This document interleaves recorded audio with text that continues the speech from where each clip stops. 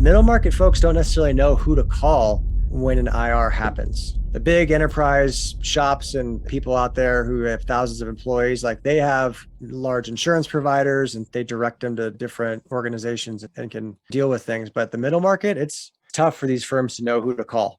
We certainly want to make sure people have a good experience when they call after hours.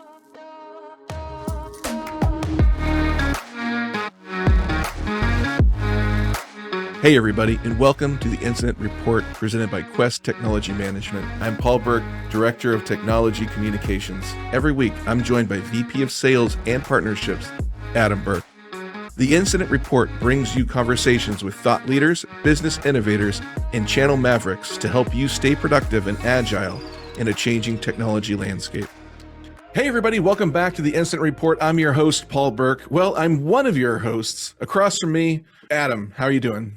Good, Paul. Coming back from had a nice week off, little PTO, a little Hawaiian Islands action last week. So back fully rested, ready to go. Mai tais and leis and flowers, beautiful. Ready to go back to work. You know, let's pull the curtain back, Adam. We both vacationed same island, same time, hanging out together. It was a little family retreat. It was a good time had by all. So yeah, it was fun. It was a good time. Has your goodwill and happiness already exhausted itself? It burned out about 8:30 this morning on a Monday. So it lasted about 35 minutes, but you know, back at it. It can only last so long, but it was a good break when we had it. Speaking of real world, the first story, Adam, you brought this to my attention. I thought it's a really interesting story. Inflation is happening everywhere. It's exploding. I think the last number was like 8.6%. But the one place where there's actually deflation is smartphones. That the smartphones just keep getting better and the prices remain the same. So according to the CPI, they're saying there's a 22% deflation in smartphone technology. I thought this was kind of a cool story because, you know, we've been in the hardware, software reseller game for a long time, coming up on 40 plus years. And deflation of technology in the sense that it's not deflation in the sense that like, hey, the price of an ounce of gold was $1,900 yesterday and is now $1,000 for the same ounce of gold. We're not talking about that kind of deflation. Mm-hmm. What they're talking about in the article, which I found really interesting, was the pace of improvement and innovation versus the cost of the smartphone is far exceeding the price increase. So smartphones are getting a little bit more expensive. They throw out a number in here. What was it? A little bit halfway down the article. What was it about? They threw out Samsung's high-end devices cost $1,800 a year, which lets me know I am not owning Samsung's high-end device because I did not pay $1,800. Well, yeah, but I was looking at a new Apple, and those are easy start at $1,000. But what they're pointing out in the article is they do a price adjustment based on all the improvements that device has. So as you get additional improvements, the actual cost adjusted inflation is going down because it talks about it. You hear on the news all the time, hey, a carton of eggs for this year versus last year, you're seeing anywhere between 8 to 15% increase in costs. So you're seeing that kind of inflation. But at least in some areas in technology, the advancements and the capabilities are outpacing the rising and comparable costs, which I thought was a different trend that I hadn't thought of before. I thought it was a pretty cool adjustment that they're putting there.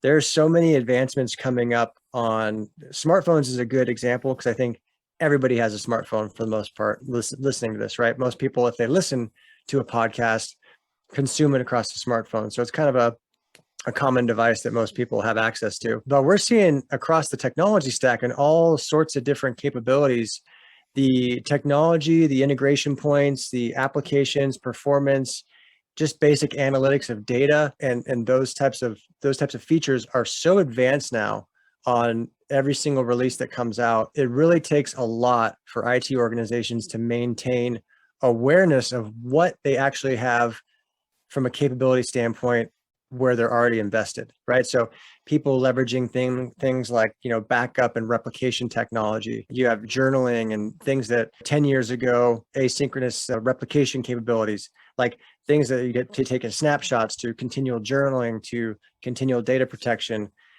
These things are advancing really, really quick, and it takes a lot to maintain. Okay, it's great we have all these tools. How do we actually leverage them to get the business outcome we're looking for? It's great you have all these features. I mean, there's a new iPhone, whatever, 14 or whatever the iPhone number is on now, where like they're editing an entire movie basically with this new camera system that they have, right? I think that's a good demonstration of, in IT in corporate America, there are so many capabilities available on the platforms that we already are invested in. I think you're going to see a big shift in people. We talked about it, a couple of weeks ago on the podcast around consumption of cloud services. People, now that you're subscribing to these things, there's going to be a move into, okay, how do I tune? How do I update? How do I manipulate the investments I have right now to get the most out of the processes I have? Because you've invested in Microsoft, you've invested in Azure, you've invested in AWS, whatever you've invested in. Now the time is, you don't rip and replace that. Now the time is, okay, how are we gonna get the best yield out of this investment? How are we gonna, really do application development and continual DevOps? I think the next wave of successful IT integrators and managed service providers are organizations that are helping clients to get the most out of their investment, as opposed to maybe, leading the replacement cycle, or leading the rip and replace or upgrade cycle. Does that make sense? Yeah, that's a really great point. I think that I think there's so much available from what businesses are trying to achieve versus what they've already invested in. It's always good to just take a pause, look at what you have available to you, and how you're gonna just do some development, do some application development, do some integration work, get the most out of what you've already invested in.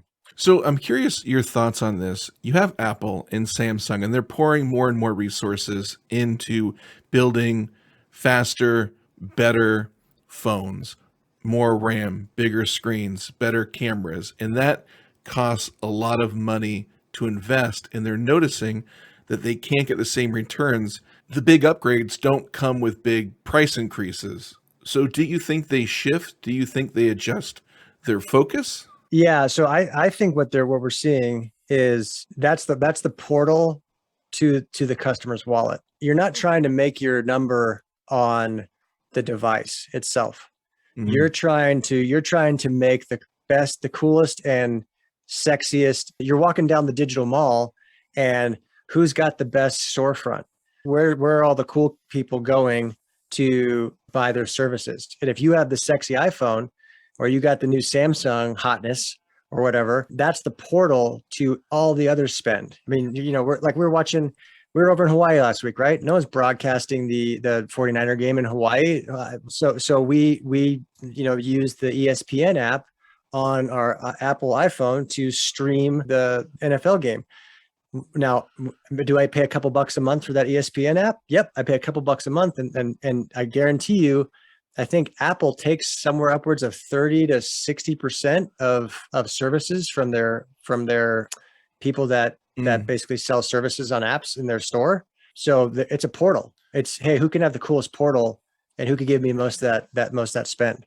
So speaking about the coolest portal in Hawaii, we went out one day to look at some turtles, and you're paying money to go look at those turtles. And the guy who took us out there and was taking photos for us, he said, he turned to everybody at the end and said, hey, just let me know, I can airdrop this to you for everybody using iPhone. Everybody was using iPhone in that group except for us. I was using an Android, and I'm not going to lie, Adam, I felt like that lonely kid at lunch, just kind of eating at the table by himself, and be like, oh, I don't have the cool stuff. And you could even see it in his eyes, Adam. He'd seen a lot of things out there on the ocean, and this kind of brought him the most shame. Yeah, exactly. So that feature, that airdrop feature, right? Are they going to charge you $1,000? I think for Verizon and some of the other people, they're giving away phones with a 3-year or a 2-year or whatever subscription, because they want that reoccurring revenue model, and they'll eat the CapEx cost for that piece of hardware as long as they get you, they get your mind plugged in to their ecosystem. It's all, not to get cynical. I was so positive earlier, Paul. We were so positive. I was feeling the Hawaiian, the aloha spirit. I was so positive talking about innovation and advancement and all that kind of bullshit. And now we're going to cynical. Now we're going right down to cynical path again. Damn it. But it is all about control, right? They're trying to control your attention. They're trying to control your spend. And if you need a 2 million pixel camera that can, see the future to do it, they'll do it. And this reminds me of what's happening with Microsoft and Blizzard right now. And Microsoft is willing to pay $70 billion for Blizzard's IP because they just want to create a Game Pass second to none. If people want to play the Blizzard games, they're going to need Game Pass, and Game Pass is $15 a month. And if you pay this low price, you get access to hundreds of games. And Microsoft is going all in on growing this Game Pass, getting people in their ecosystem, making it the coolest place to be. Yeah, it's getting the attention. It's getting you on the boat, and worrying about selling the drinks later. So get them on the cruise ship. Oh, Adam, look at us, physically at home and now mentally at home in our negativity. Our next story comes from crn.com.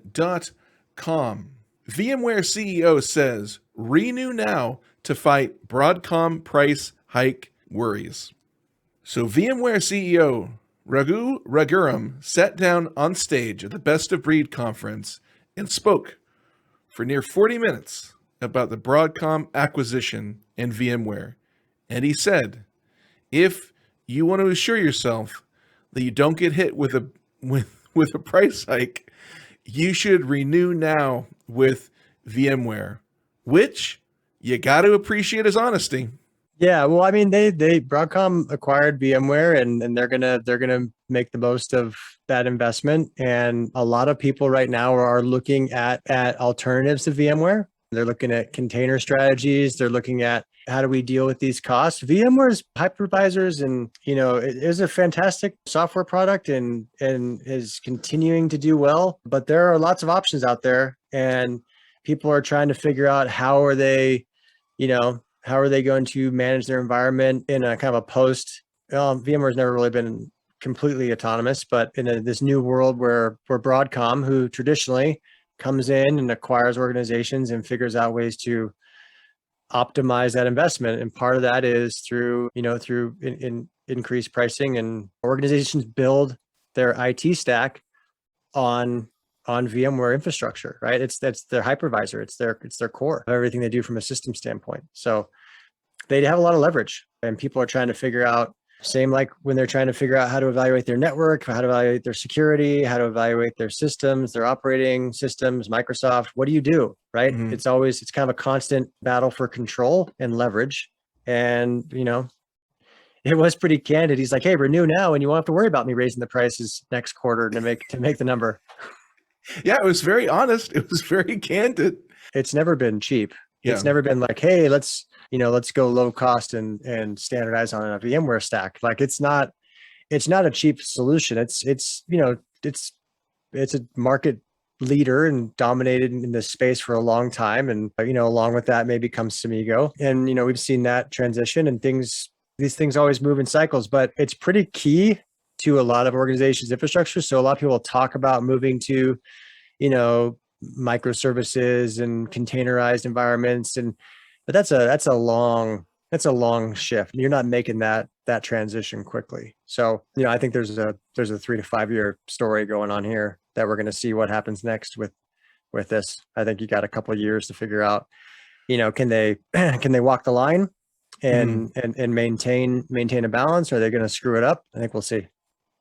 So it sounds like from the article I'm reading that a lot of people are concerned that Broadcom hasn't had the best relationship with channel partners in the past. And I think it's interesting that Broadcom is obviously acquiring, VMware because they want the strong software business. And as channel partnerships grow, do you think Broadcom is starting to realize, oh, maybe we should play different? Or is it just one of those things like, it's going to remain to be seen? We can't really crystal ball this thing.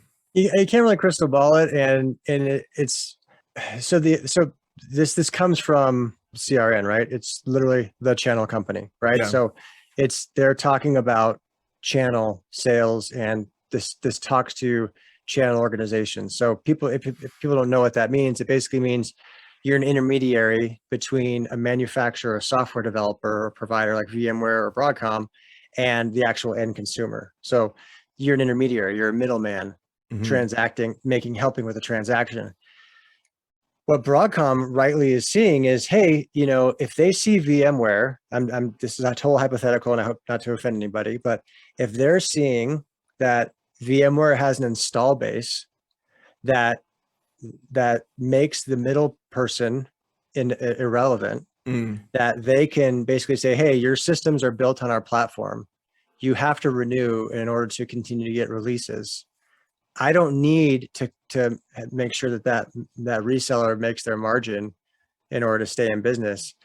They could easily just see that as an investment, and that they're going to consume. Now, channel advocates are probably stomping their feet and screaming and yelling right now, saying, well, Adam, that's horrible. The channel makes the world go round and all that kind of stuff. Well, yeah, true.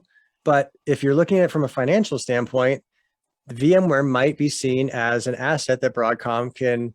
I mean, they spent billions of dollars on it. It's their company. Yeah. They're gonna figure out the best strategy to get the most out of it. Now, I don't know. I run channel sales for Quest, so there's nothing better in the world than a partner calling you with an opportunity. I mean, that's gravy. That's gold. It's amazing. It took us 12 years to build it, but we're getting phone calls every single day saying, hey, Adam, can you guys help us out with this? Can you guys help us out with this? Can you guys do X, Y, and Z? I love the channel, but if I'm a Broadcom CEO and I just spent, $50 billion on XYZ, how am I going to get a return on that over the next 3 to 5 years for my shareholders? Maybe they don't need the channel as much. We've seen other manufacturers do this. It's classic. It's called disintermediation. It can be brutal for organizations that run their business on a couple of points of margin. Hopefully organizations figure out how to add some services dollars to their operations. But yeah, it's a pretty common dilemma out there in the vendor space. That is such a great explanation, which I realize sometimes when I'm serious, it sounds like I'm being sarcastic, but I'm not. Sincerely, that was very helpful. Yeah. And finally, Adam, channelinsider.com, a really good article, common incident response planning mistakes and how to avoid them. So there's a lot of good information here, and I'd love to kind of run through with you, kind of get your fresh perspective on it. I got to say, the Channel Insider articles, out of all of them, they do a really good job kind of breaking down non-salesy, just kind of, hey, here's some good things you should take a look at. So I really enjoyed this article. If no BS, if you're just clicking through the podcast and want to read a good article, this one's a pretty solid one for a high level understanding. Yeah, they're dense. It's like less than 1,000 words. You get a lot of good content. It's pretty dense. Yeah.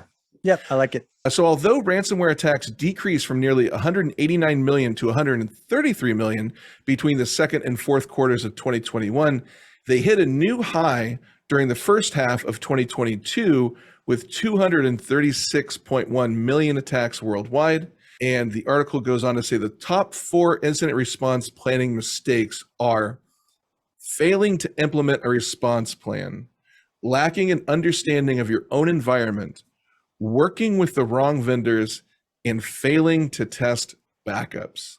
I think just that last one should be first. We talk to clients all the time about this, but just test your backups. You'd be surprised. I'd say 60 to 70% of the clients we get involved with from an IR, a new clients, they haven't tested their backups in months. You got to incorporate that into your operational cadence of how you're protecting your environment. Test your backups, because that sometimes is the only thing you have to rebuild from if your environment's completely compromised is your backups, and holding your service providers accountable for that process. And yep, we're going to test that backup. We're going to validate that data exists. A lot of people kind of set it and forget it. Don't do that. That's the huge issue we see all the time.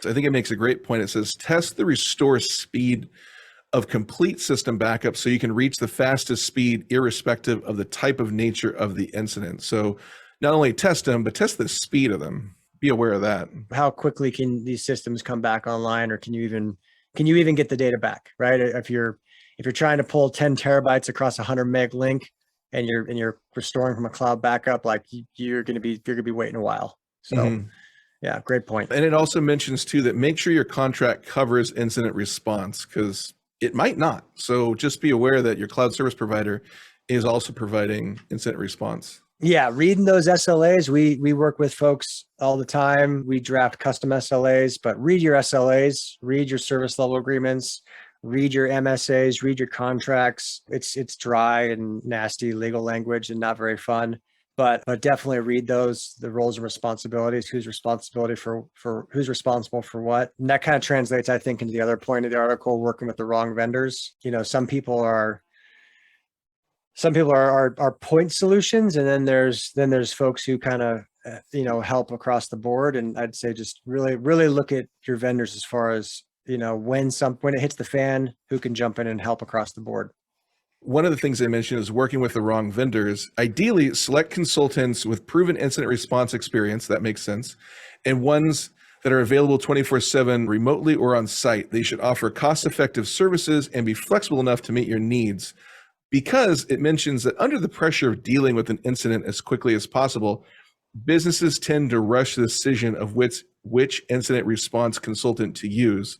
So when things are falling apart, don't just kind of reach out for the first option, because it might not be the best and it could be more problematic going with somebody that you're not familiar with. So vet those vendors. Yeah, and it also calls out the ability to get people on site and remote system restores and getting people engaged quickly and 24/7. No one wants an answering machine when they're going through something like this. We've had IRs, incident response engagements kick off Friday afternoon.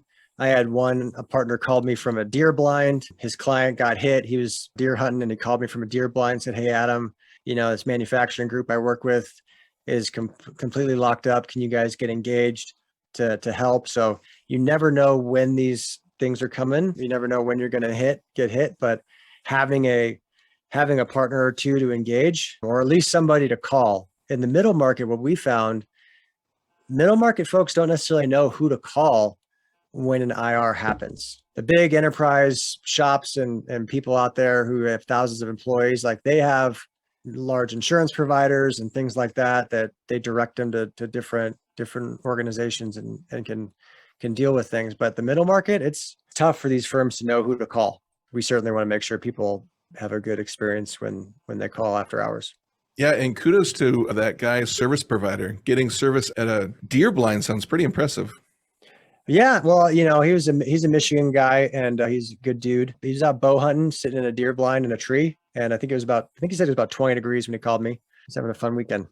That's some people's version of fun. Absolutely. Hey, to each their own. So lacking an understanding of your environment, a really important point, a clear overview of your company's on-premise and cloud environments, along with its security tools and policies. Important to know. And what security tools do you have, and what are your policies that are in place, right? So if you don't prioritize understanding what you've invested in, when things go sideways, you might not know all the resources that you have available to you. You might have a good way to help contain and limit the threat. You might have a good policy, or you might have network segmentation or policies built out where you can help limit the impact.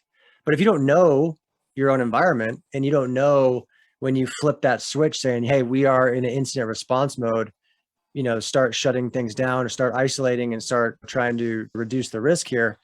If you don't know what you have, you're flying blind. So what we suggest in our practice is tabletop exercises, doing some workshops, fully documenting out your policies, having a good understanding of what you have. Because, another thing along this lines here is people are transitioning between environments so often now.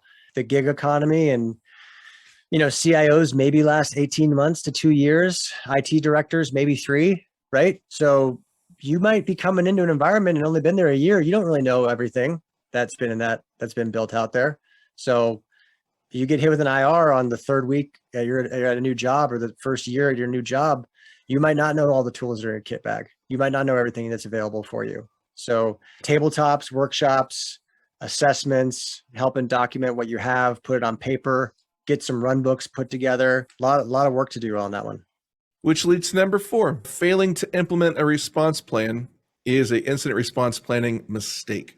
So make sure you know your parameters, make sure you have your response team, and your methods for preserving and collecting evidence is really important. Yeah, and who's actually going to declare an incident? Who's going to say, hey, we need to implement the plan if you have one, right? And then who's actually defining that? It's kind of a no-brainer, but it's something that often is missed. So backtrack, rewind about 8-10 years. This is a very similar problem that everyone was trying to figure out with disaster recovery, with DR, right? So we had earthquakes, we had floods, we just had a hurricane in Florida. Very, very similar to DR planning, right? Very, very similar methodology, very, very similar discipline. Test your backups, make sure your people know who's in charge, make sure you have a plan, make sure you have a communication plan. Same concept.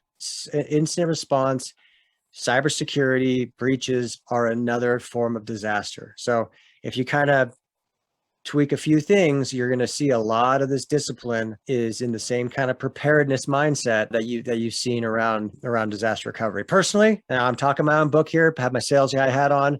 I think that's one of the reasons Quest is very successful in the incident response, instant containment world, is because of our background in the DR and backup and business continuity. Talk your own book, Adam. Talking my own book. I am talking my own book, but I do think it does help. I think it's similar. Well, we did it, Adam. Those are the stories, the most important things in the channel that we thought people need to know about. Those are the most important things because you heard them here. And it's true. It's true. They are. And appreciate everyone listening today. Thank you for joining. Thank you. Have a great week, everybody.